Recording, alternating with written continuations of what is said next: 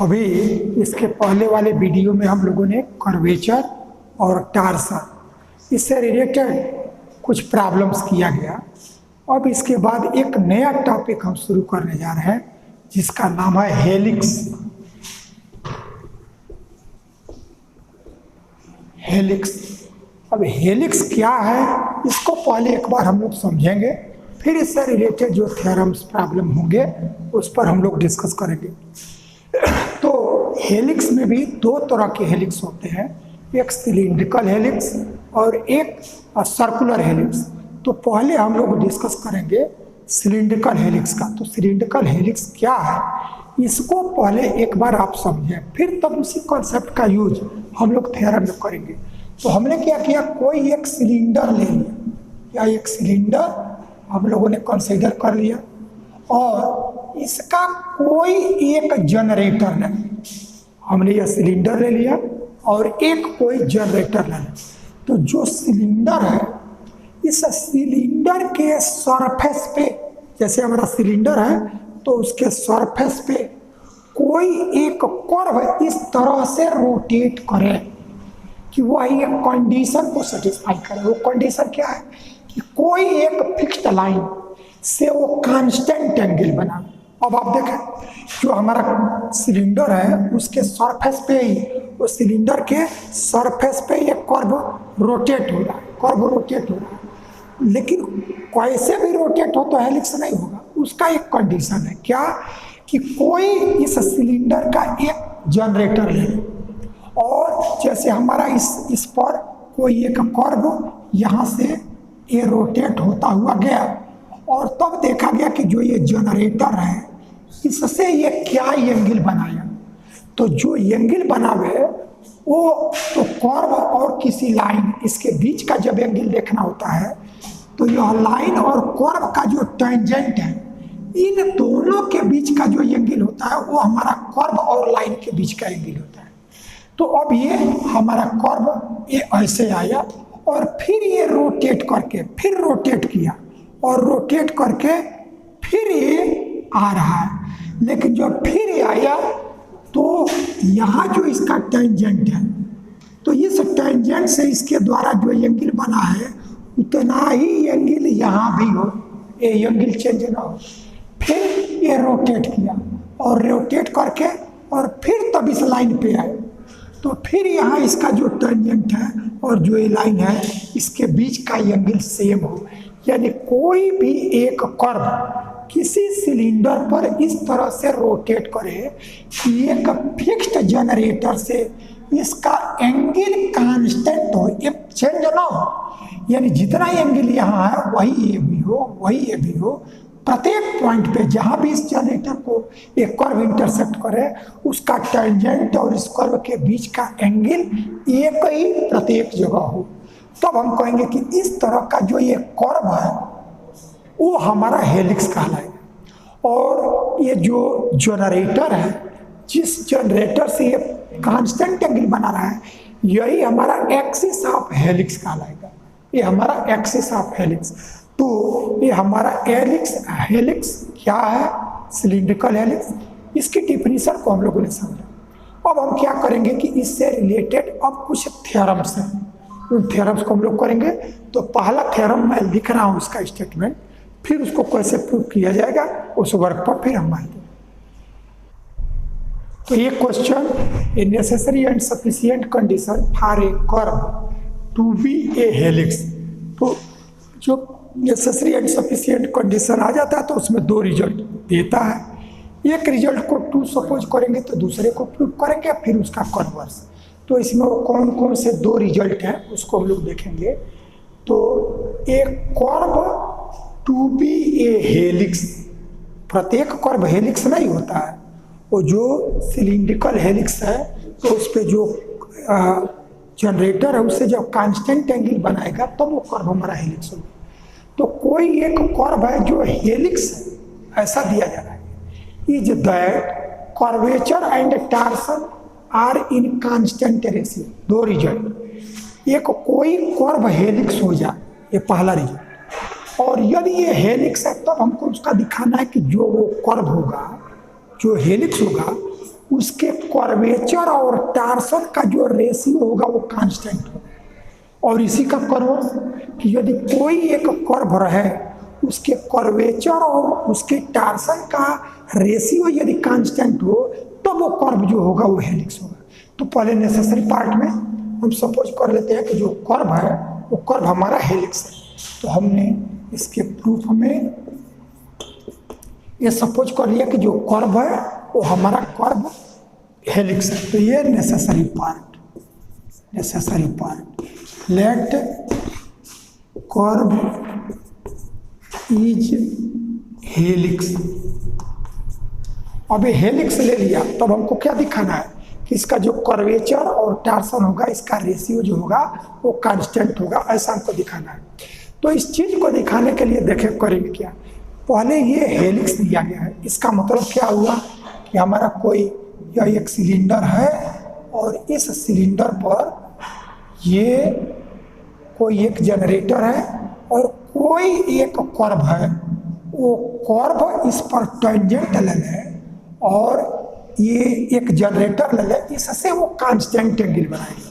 जब वो हेलिक्स होगा तो हमारा जो कर्व होगा वो एक फिक्स्ड लाइन से वो कांस्टेंट एंगल बनाएगा। तो जो ये फिक्स्ड लाइन हुआ इस लाइन का यूनिट वेक्टर को हमने सपोज कर लिया ए आई। यह ए आई जो हुआ वो जो एक्सिस ऑफ हेलिक्स है उसका वो यूनिट वेक्टर, जो यूनिट वेक्टर है उसको हमने ए आई से डिनोट कर लिया। और इस पर जहाँ इस जनरेटर को कर्व काट रहा है उससे जो टेंजेंट हुआ इस टेंजेंट के यूनिट वेक्टर को टी आई इससे हमने डिनोट कर लिया। तो चूंकि यह कर्व जो है वो कर्व हेलिक्स है इसलिए हमारा ये हर बार जब रोटेट होगा तो ये जो इसका एक्सिस होगा उससे कांस्टेंट एंगल बनाएगा। तो अब हम क्या करेंगे कि यह लाइन और ये कर्व इसके बीच का एंगल कांस्टेंट है। तो जो कांस्टेंट एंगल है उसको हमने सपोज कर लिया अल्फा, ये हमारा अल्फा। तो अल्फा क्या लिया कि जो ए आई है और जो कर्व है वो कर्व जब भी उसको इंटरसेक्ट करेगा तो सेम एंगल अल्फा ही बनाएगा। तो वो हमने ले लिया। अब हम क्या करें कि यह एक लाइन जिसका यूनिट वेक्टर ए आई और इस पर जो टेंजेंट है वो टेंजेंट लाइन का यूनिट वेक्टर टी आई। अब इन दोनों का डॉट प्रोडक्ट लें तो जो ए आई हुआ और डॉट टी आई, तो इसमें डॉट के लिए डॉट सिंबल नहीं लगाते हैं, ये कुछ नहीं है तो उसका मतलब डॉट समझेंगे। अब ये दो वेक्टर हैं तो दोनों वेक्टर का डॉट प्रोडक्ट, तो पहले का मैग्नीट्यूड दूसरे का मैग्नीट्यूड और दोनों के बीच के एंगल का कॉस ऐसा होता है। तो ए आई यूनिट वेक्टर है इस जनरेटर का, तो ए आई यूनिट वेक्टर है टेंजेंट इस जनरेटर का, तो इसका मैग्नीट्यूड 1, तो इसका मैग्नीट्यूड 1 आ गया। और टी आई ऑलरेडी टेंजेंट का यूनिट वेक्टर है इसलिए इसका मैग्नीट्यूड भी 1 और कास दोनों के बीच का एंगल, तो दोनों के बीच का एंगल जो अल्फा है वो हमारा अल्फा आ गया। अब यह ए आई आपका यूनिट टेंजेंट वेक्टर है जनरेटर का और अल्फा जो है वो कर्व और जनरेटर के बीच का जो एंगल है, तो कर्व का और जनरेटर का बीच का एंगल का मतलब कि कर्व के टेंजेंट और उसके बीच का एंगल। तो ये हमको पहला इक्वेशन आ गया। तो यहाँ से यह ए आई टी आई ऐसा है और यह कास अल्फा ये हमको मिल गया। अब यहाँ आप लिखना चाहेंगे तो लिख सकेंगे where a i is unit tangent vector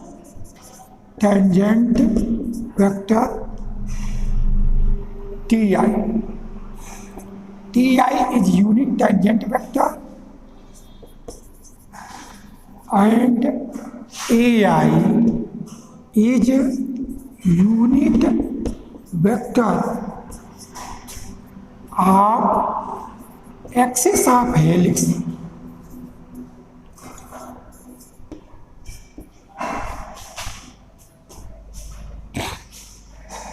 whose which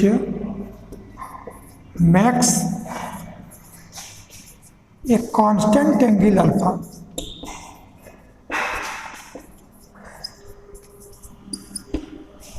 अब ये जो आया है उसको आप लिख लेंगे कि जो ए आई जो है जो एक्सिस है इस हेलिक्स का उसका यूनिट वेक्टर है ए आई और जो अल्फा है वो टेंजेंट और ए आई इसके बीच का जो एंगल है वो हमारा अल्फा है। तो ये वैल्यू हम लोग ने निकाल लिया।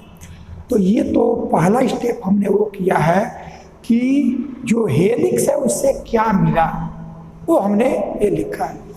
लेकिन अभी आपको देखें इस कर्व का हमको कर्वेचर निकालना है, टार्सन निकालना है। तो ये कर्वेचर तब आएगा जब हमारा टी आई डैश रहे, तब वो कप्पा पी आई देगा। और फिर उसके बाद यदि उसमें कहीं बी आई आएगा तो उसको डिफ्रेंशिएट करेंगे तब हमको टाउ देगा।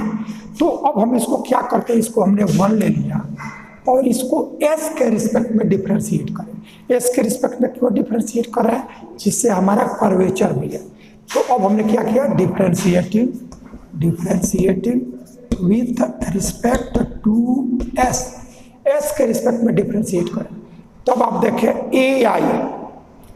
ए आई हमारा यूनिट वेक्टर है और टी आई ये भी हमारा यूनिट वेक्टर है। तो ये यूनिट वेक्टर हेलिक्स का है, टेंजेंट का है, और ए आई ये जनरेटर है। तो आप देखेंगे कि इसको जब डिफरेंशिएट करेंगे तो ए आई कांस्टेंट होगा लेकिन टी आई कांस्टेंट नहीं होगा। अब आप सोचेंगे कि ए आई भी यूनिट वेक्टर है, उसका जो मैग्नीट्यूड है वो भी 1, टी आई जो यूनिट वेक्टर है उसका भी मैग्नीट्यूड 1। तो एक कांस्टेंट हो जा रहा है और एक कांस्टेंट नहीं है। ऐसा क्यों? तो इसका रीजन ये है कि आप देखेंगे कि जो ये कर्व है, इस कर्व का इस पॉइंट पे टेंजेंट लिया तो ये आया, लेकिन इसी कर्व का ये दूसरा पॉइंट नहीं तो इसका टेंजेंट ये आया। तो इस कर्व के प्रत्येक पॉइंट पर जो टेंजेंट होगा उसका डायरेक्शन बदला करेगा। तो जब डायरेक्शन बदलेगा तो ये हमारा कांस्टेंट नहीं हुआ। कांस्टेंट कोई तब होता है जब मैग्नीट्यूड डायरेक्शन दोनों कांस्टेंट हो, लेकिन ए आई का मैग्नीट्यूड भी कांस्टेंट और इसका प्रत्येक पॉइंट का ये कहीं डायरेक्शन, इसलिए हमारा कांस्टेंट होगा लेकिन ये वेरिएबल रहेगा। तो इसका डिफरेंशिएशन होगा। तो हम क्या करेंगे, इसको डिफरेंशिएट करेंगे। तो यह ए आई और यह t i dash is equal to 0। अब यह 0 क्यों आ गया, क्योंकि अल्फा हमारा कांस्टेंट है, हेलिक्स है, तो ये कर्व और एक्सिस इससे कांस्टेंट एंगल बनाएगा। तो हमारा ये एंगल कांस्टेंट है तो उसके कास की वैल्यू कांस्टेंट है। जब कांस्टेंट हुआ तो इसका डिफरेंशिएशन 0, तो ये वैल्यू आ गया। और टी आई डैश की वैल्यू हुआ कप्पा पी आई, तो यह ए आई और यह kappa p I is equal to 0, ऐसा आपको। तो अब कप्पा को हम पहले कर लें और यह ए I P I is equal to 0, A I. अब आप देखें बुक्स वगैरह में देखेंगे तो सामान्यतः ये लिख देता है kappa is not equal to 0 for helix. तो ए आई जब ये 0 नहीं होगा तो फिर इन दोनों का प्रोडक्ट जो होगा वो 0 आएगा, डॉट प्रोडक्ट 0। अब ये लिख तो दिया कि हमारा कप्पा जो है वो 0 नहीं होगा, लेकिन ये क्यों 0 नहीं होगा, तो इस पर आपको जानना चाहिए कि लिखने को तो आप लिख देंगे लेकिन ये आखिर ऐसा है क्यों। तो हम लोग ये पीछे कर चुके हैं कि कोई भी कर्व जब स्ट्रेट लाइन होता है तब उसका जो कर्वेचर होता है वो 0 होता है। लेकिन आप देख रहे हैं कि जो हेलिक्स होता है वो हमारा एक सिलेंडर है, सिलेंडर पर रोटेट करेगा। तो जब सिलेंडर पर रोटेट करेगा तो स्ट्रेट लाइन नहीं होगा। तो जब वो कर्व स्ट्रेट लाइन नहीं हुआ तो उसका कर्वेचर कभी 0 नहीं हो सकता। तो इसलिए हमारा एक कप्पा हेलिक्स का कर्वेचर है और हेलिक्स सिलेंडर के सरफेस पर रोटेट करता है, इसलिए वो स्ट्रेट लाइन नहीं हो सकता। और जब वो स्ट्रेट लाइन नहीं हुआ तो कर्वेचर उसका 0 नहीं होगा। तो ये हमारा kappa is not equal to 0, this imply a I P I is equal to. तो अभी तक सिर्फ एक बात को ध्यान में रखते हुए आपने कैलकुलेशन किया कि जो हेलिक्स था उससे ए आई टी आई उसकी वैल्यू ये मिल गया। अब हमको चूंकि कर्वेचर और टार्सन लाना है, इसलिए हमने यस के रिस्पेक्ट में डिफ्रेंशिएट किया तो हमको ये मिल गया। तो यहाँ चूंकि यह कर्वेचर ये नॉट इक्वल टू 0 है, तो जब ये 0 नहीं है तो इन दोनों का जो डॉट प्रोडक्ट होगा वही 0 होगा। तो अब ये डॉट प्रोडक्ट यह 0 हो गया। अब ये डॉट प्रोडक्ट 0 हुआ, इससे आपको क्या मिला कि अब आप देखेंगे कि यह AI और PI इन दोनों का डॉट प्रोडक्ट 0। इसका मतलब जो AI होगा वो PI के परपेंडिकुलर होगा। तो यह जो PI है तो 3 प्लेन हम लोग पीछे पढ़ चुके हैं। एक तो आपका ऑस्कुलेटिंग प्लेन, सबसे पहले हम लोगों ने पढ़ा जो TI और PI इसको कंटेन किया। TI और PI इसको कंटेन करने वाला जो प्लेन था वो हमारा ऑस्कुलेटिंग प्लेन हुआ, और इस TI के परपेंडिकुलर जो प्लेन हुआ वो हमारा नॉर्मल प्लेन हुआ। और जो यह PI है इसका जो परपेंडिकुलर प्लेन होगा वो हमारा वही रेक्टिफाइंग प्लेन कहलाता है। और वो जो रेक्टिफाइंग प्लेन होता है वो TI और BI इन दोनों को, इस चीज को आप समझें, यह TI PI दोनों को कंटेन करने वाला प्लेन ऑस्कुलेटिंग प्लेन, यही सबसे पहले हम लोगों ने समझा। और तब TI के परपेंडिकुलर जो प्लेन होता है वो हमारा नॉर्मल प्लेन होता है, वो नॉर्मल प्लेन। और तब ये नॉर्मल प्लेन जो हुआ तो अब TI का 2 परपेंडिकुलर, एक तो जिस प्लेन में है ऑस्कुलेटिंग प्लेन उसी में परपेंडिकुलर, और एक इसका परपेंडिकुलर इस प्लेन के परपेंडिकुलर A आ गया, तो यही हमारा BI होता है। तो जो यह BI और TI इसको कंटेन करता हुआ, यानी BI और TI इसको कंटेन करता हुआ जो प्लेन होगा वही हमारा रेक्टिफाइंग प्लेन कहलाता है। तो यह PI के परपेंडिकुलर AI है, क्योंकि AI यूनिट वेक्टर है तो उसका मैग्नीट्यूड 0 नहीं है। PI प्रिंसिपल नॉर्मल का यूनिट वेक्टर है, इसलिए मैग्नीट्यूड 0 नहीं है। तो जब मैग्नीट्यूड 0 नहीं है तो इसका मतलब वो दोनों का डॉट प्रोडक्ट 0 है, तो दोनों परपेंडिकुलर होंगे। तो जब दोनों परपेंडिकुलर होंगे इसका मतलब PI के परपेंडिकुलर AI होगा। तो PI का जो परपेंडिकुलर होता है वो रेक्टिफाइंग प्लेन होता है, और जो रेक्टिफाइंग प्लेन होता है वो हमारा TI और BI इसको कंटेन करने वाला प्लेन। तो अब फिगर को समझने के लिए ये हमारा TI हुआ और यह BI हुआ और यह PI, ये हमारा PI। चूंकि जिस प्लेन को हमको लेना है वो ब्लैक बोर्ड पे लिए है कि ब्लैक बोर्ड पे हम जो फिगर बनाना हो बना सके। तो अब PI के परपेंडिकुलर प्लेन जो आया इसी में AI है, तो इसमें AI कोई भी हो सकता है, और जहां भी रहेगा वो PI का चूंकि परपेंडिकुलर प्लेन है इसलिए इसकी हर लाइनें जो हैं वो इसके परपेंडिकुलर हो, तो AI इसमें हो। अब यहां दिया गया है कि AI जो TI है उससे अल्फा एंगल बना, तो यह TI और AI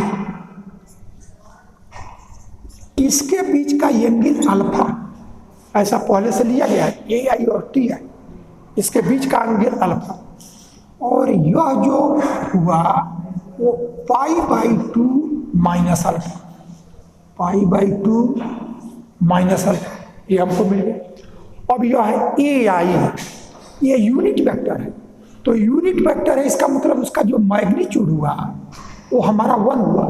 तो अब इसमें इसका यूनिट वेक्टर, तो जब AI को रिप्रेजेंट करेंगे AI को, तो हमारा इसका मैग्नीट्यूड A1 आया, इसका मैग्नीट्यूड 1, और डायरेक्शन हमारा TI से परपेंडिकुलर अल्फा एंगल बनाता हो। तब इसका कंपोनेंट इस डायरेक्शन में लें, इसके डायरेक्शन में, तो चूंकि यह 1 है, मैग्नीट्यूड 1 है, तो ये 1 cos अल्फा, 1 cos अल्फा हमारा यह हो गया। इसी AI का कंपोनेंट ये TI के डायरेक्शन में जो आया मैग्नीट्यूड चूंकि 1 है तो 1 cos अल्फा ये TI के अलग। अब इसका जो कंपोनेंट इसके अलग आया इसको वेक्टर के टर्म में लिखना होगा, तो इसका मैग्नीट्यूड है 1 cos अल्फा, तो ये और उसका यूनिट वेक्टर है TI, यानी 1 cos अल्फा TI, ये हमारा यह वेक्टर हो गया, यह vector.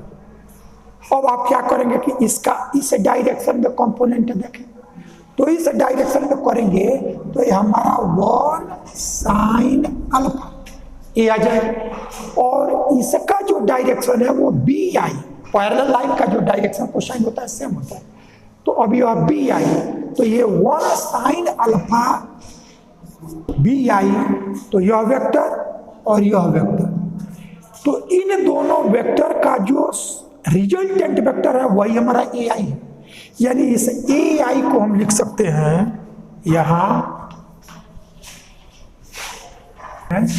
A i is equal to यह vector cos 1 cos alpha means cos alpha t I, cos alpha t i, और प्लस इस वेक्टर को इसमें ऐड करेंगे तो ये रिजल्टेंट वेक्टर मिल जाएगा, तो वो हमारा 1 sine alpha, that is sine alpha और बी आई, ऐसा आपको मिलेगा।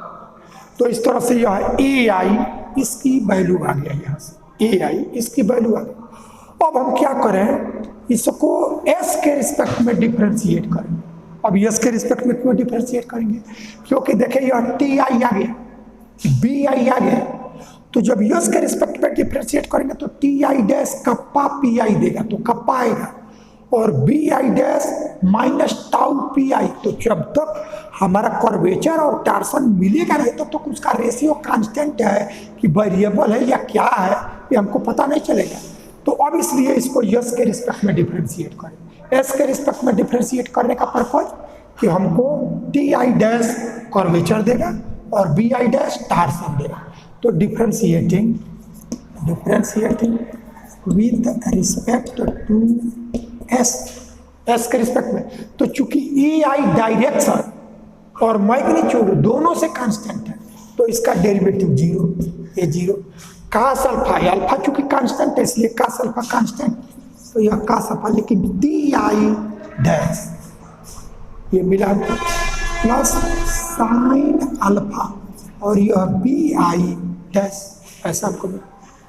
तब अब इसकी वैल्यू को हम निकाल लें, तो यहाँ से यह जीरो और यह cos alpha t i dash, इसकी वैल्यू कप्पा पी आई और प्लस साइन अल्फा, इसकी value minus tau p i, ऐसा आपको मिलेगा। और पी आई को कॉमन लें तो यह zero is equal to kappa को पहले कर लिया कास अल्फा, और यहाँ से माइनस टाउ को पहले कर लिया साइन अल्फा, और टोटल के बाहर यह पी आई कॉमन आ गया। अब आप देखेंगे कि दो का प्रोडक्ट, यह ब्रैकेट और पी आई दोनों का प्रोडक्ट जीरो है, तो दोनों में से एक का जीरो होना आवश्यक है, तो पी आई जीरो नहीं है क्योंकि ये यूनिट वेक्टर है, प्रिंसिपल नॉर्मल है, तो उसका मैग्नीट्यूड 1 है, तो ये वैल्यू जीरो नहीं है, तो डिफिनिटली दोनों का प्रोडक्ट जीरो है, तब यही ऑप्शन बचा कि यह जीरो होगा। तो यहाँ p I is not equal to zero, this imply kappa cos alpha minus tau sine alpha is equal to zero, ये बात। अब यहाँ से हमको कर्वेचर और टार्सन का रेशियो निकालना है, तो अब इसको क्या करना है कि दूसरे साइड में ले जाएंगे तो टाउ साइन अल्फा आएगा, तो this imply kappa by tau, इन दोनों का रेशियो निकालना है, तो जिसका रेशियो निकालना है ऐसे हम लिख लेते हैं, तो ये value sine alpha by cos alpha that is tan alpha A I. तब आप देखेंगे कि जो कर्व हुआ उसका कर्वेचर और टार्सन इसकी वैल्यू आया टैन अल्फा।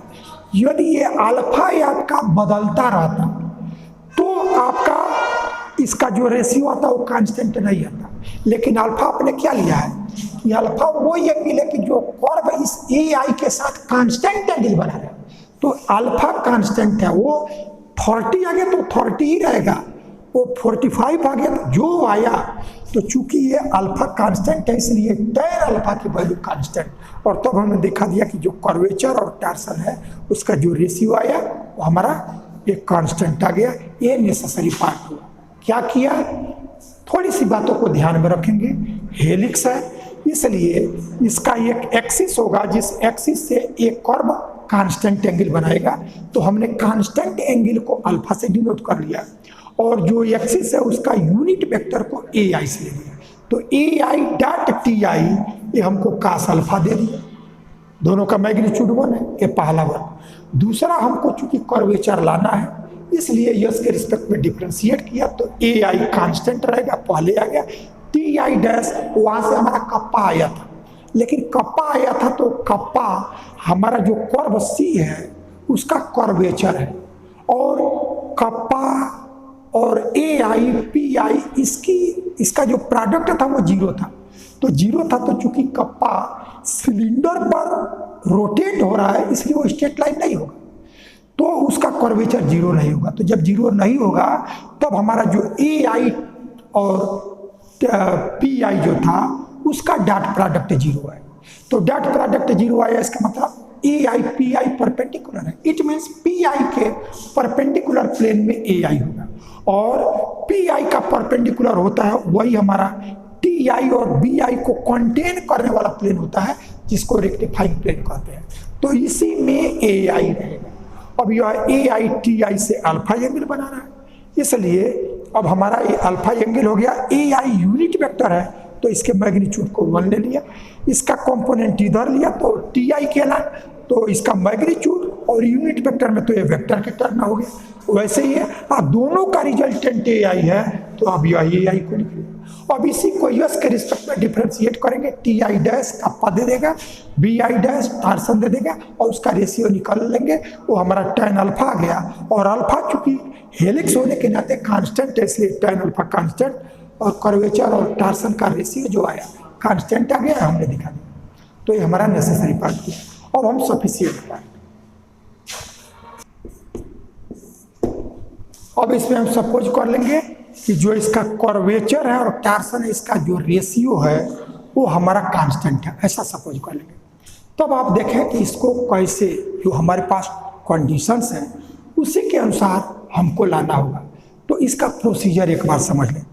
हम क्या करेंगे कि कोई एक एंगल ले ले, कांस्टेंट एंगल, यानी अल्फा हमने एक कांस्टेंट एंगल लिया, और कांस्टेंट एंगल अल्फा आया। लेकिन अब इसके बाद हम क्या देखा दें, अल्फा को हमने कांस्टेंट ले लिया, लेकिन कांस्टेंट एंगल से हमको कर्व जो होगा वो हेलिक्स नहीं हो जाएगा। हमको ये दिखाना पड़ेगा कि जो वो कांस्टेंट एंगल है वो जो एक्सिस है और जो टेंजेंट है इसके बीच का वही एंगल हो। तो अभी हम अल्फा को कांस्टेंट लिए, और कांस्टेंट लिए तो उसके tan अल्फा की वैल्यू, यानी जो tan अल्फा की वैल्यू ये कांस्टेंट हो गया। और जब एक कांस्टेंट हो गया तो क्वेश्चन में हमने सफिशिएंट पार्ट में मानेंगे कि कर्वेचर और टार्सन इसका जो रेशियो है वो कांस्टेंट है। तो अब देखें, एक बात ये ध्यान में आ जाती है कि जब हमको अल्फा को कांस्टेंट दिखाना है और ऑलरेडी यहाँ कांस्टेंट ले रहे हैं, तो फिर वो हेलिक्स हो ही गया, तो हमको आगे करना क्या रहेगा। लेकिन ए अल्फा कोई कांस्टेंट एंगल लिया है, ये नहीं लिया कि वो ए आई और टी आई इसके बीच का एंगल है। अब हमें दिखाएंगे कि जो ये अल्फा एंगल जो कांस्टेंट लिए है वो ए आई और टी आई इसके बीच का है। जब वो चीज हो जाएगी कि कांस्टेंट एंगल कर्व और एक्सिस इसके बीच का वो एंगल कांस्टेंट हुआ, तो वो जो कर्व होगा वो हमारा हेलिक्स। तो अब हमने अल्फा को कांस्टेंट, लेकिन ए अल्फा ए आई और टी आई के बीच है ऐसा नहीं लिया गया है। यदि ये हो जाता तो हमको कुछ करना ही नहीं रहेगा। तो अब हमने अल्फा कोई एक कांस्टेंट एंगल ले लिया, और क्वेश्चन में दिया गया कि कर्वेचर और टार्सन सफिशिएंट पार्ट में इसका जो रेशियो है वो कांस्टेंट है। तो हमने सपोज कर लिया कि let alpha be a constant angle, constant angle. अभी हमने एक कांस्टेंट एंगल ले लिया, and kappa by tau is equal to tan alpha. चूंकि इसका रेशियो जो है वो कांस्टेंट है, और जब कांस्टेंट है तो जो अल्फा कांस्टेंट है तो tan अल्फा की वैल्यू भी कांस्टेंट हो। तो ऐसा हमने ले लिया। अब जो ये प्रोसीजर हमने यहाँ से दिया है उसी को हम कन्वर्स प्रोसेस में चलेंगे। तो अब क्या करें, इसको साइन बाई कास इसमें बदल दें, sine alpha by cos alpha, cross product कर लें, कप्पा कास अल्फा और यह टाउ साइन अल्फा, ऐसा है। अब दोनों को एक साइड में कर लें, तो यह कप्पा कास अल्फा और minus tau sine alpha is equal to 0, ऐसा हमको मिला। अभी हमने सिर्फ ये सपोज किया कि अल्फा कांस्टेंट एंगल है, और चूंकि कर्वेचर और टार्सन इसका रेशियो कांस्टेंट हम लेंगे तब जो कर्व होगा वो हेलिक्स होगा, ये दिखाना पड़ेगा। तो इसका रेशियो कांस्टेंट है, तो वो कांस्टेंट हमने tan अल्फा ले लिया। चूंकि अल्फा को कांस्टेंट लिए हैं, इसलिए कांस्टेंट एंगल, जब एंगल चेंज होता रहेगा 30 हो 45 हो, ये चेंज होता रहेगा तो उसकी वैल्यू बदलती रहेगी। लेकिन जब ये चेंज नहीं होगा तो इसके tan की वैल्यू कांस्टेंट रहेगी। तो ये हमने कर लिया। अब इसी को साइन बाई कास और ऐसा हमने कर लिया जो हमारा।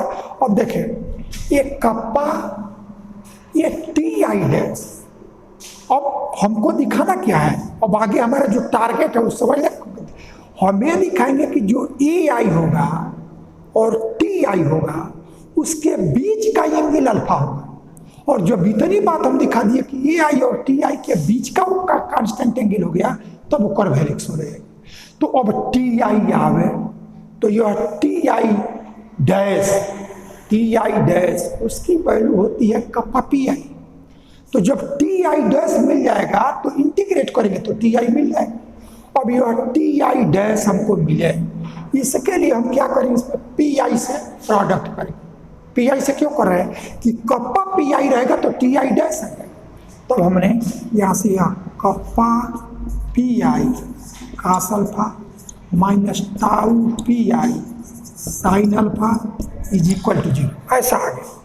तो यही हमको कप्पा पी आई, यह t i dash, T I लाने के लिए तो ये सब किया जा रहा है, और माइनस एक t i dash cos alpha और माइनस यही आ जाएगा बी आई डैश।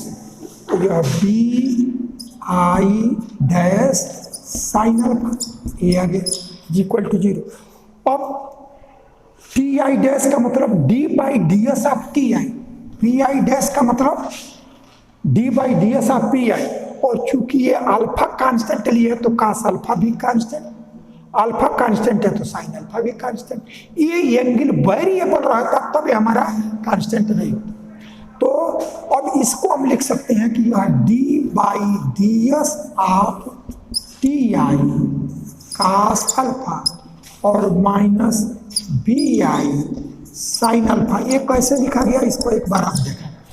इस टी आई डैश को लिख सकते हैं d by D S of T i, और इसको लिख सकते हैं d b i by D s. तो चूंकि डी एक कांस्टेंट है, एक कांस्टेंट है, तो डी बाई डी एस को बाहर ले सकते हैं। अब इसको भी करेंगे तो d by D S of T i इसका डिफ्रेंशिएशन होना नहीं है, d by D S of b i इसका होना नहीं है, अल्फा कांस्टेंट के रहते हैं, इसलिए इस चीज को इस फॉर्म में हमने लिखा।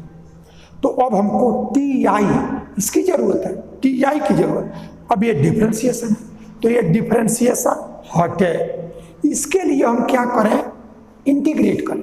इसके लिए इंटीग्रेट करें, तो जब इंटीग्रेट करेंगे तो on integration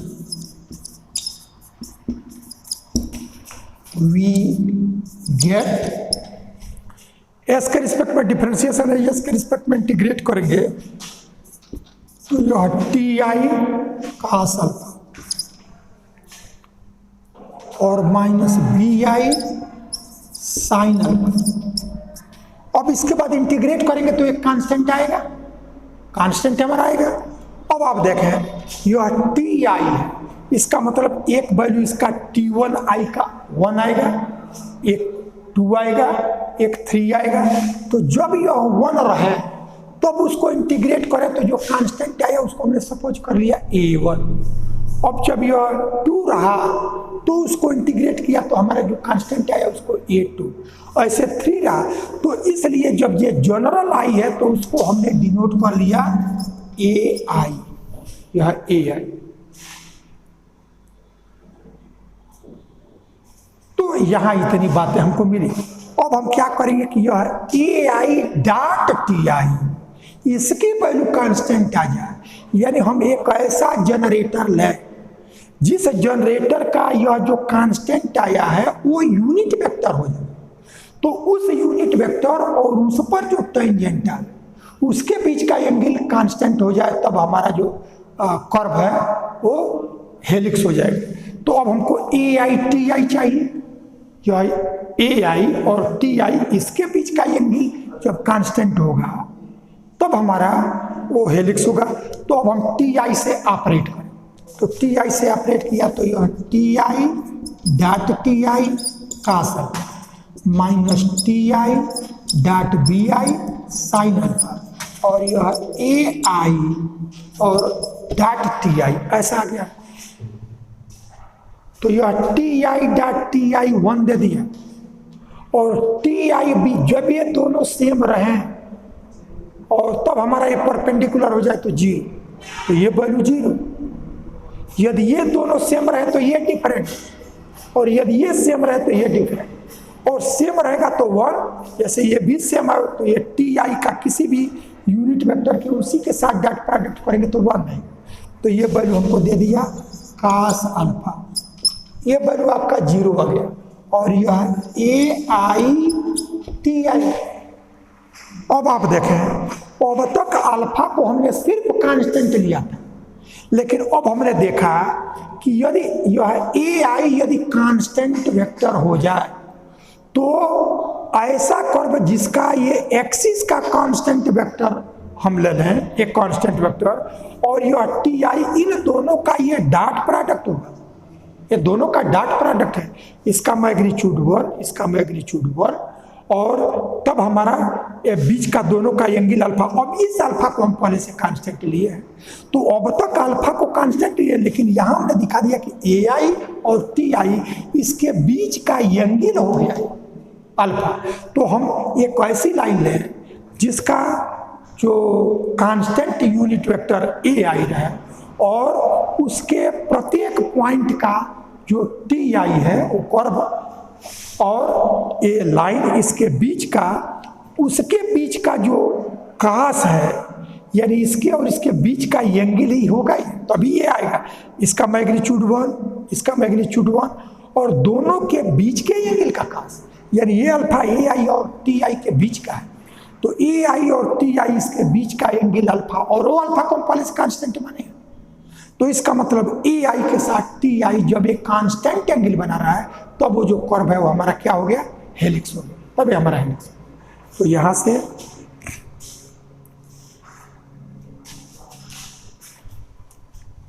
AI TI is equal to cos alpha. This implies alpha is angle between AI and TI। इसके बीच का ये एंगल अल्फा क्यों होगा, क्योंकि दोनों का जब डॉट प्रोडक्ट लेंगे तो पहले का मैग्नीट्यूड 1, दूसरे का मैग्नीट्यूड 1, और दोनों के बीच का जो एंगल रहेगा उसका cos। तो इसका मतलब उन दोनों के बीच का एंगल है, तभी इसके डॉट प्रोडक्ट आएगा। तो यहाँ से यह अल्फा जो है AI और TI के बीच का एंगल है, और ये कांस्टेंट हम शुरू से लेके चले हैं। अल्फा इज कांस्टेंट,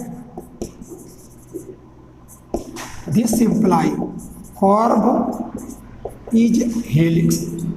अब एक कर्व हमारा हेलिक्स हो गया, ये हम लोगों ने यहाँ दिखा दिया। इस तरह से हमारा एक कंप्लीट वर्क हुआ। ये महत्वपूर्ण थ्योरम है जो पूछे गए हैं, उनमें से एक ये भी है। तो इसको आप एक बार ध्यान से समझिए।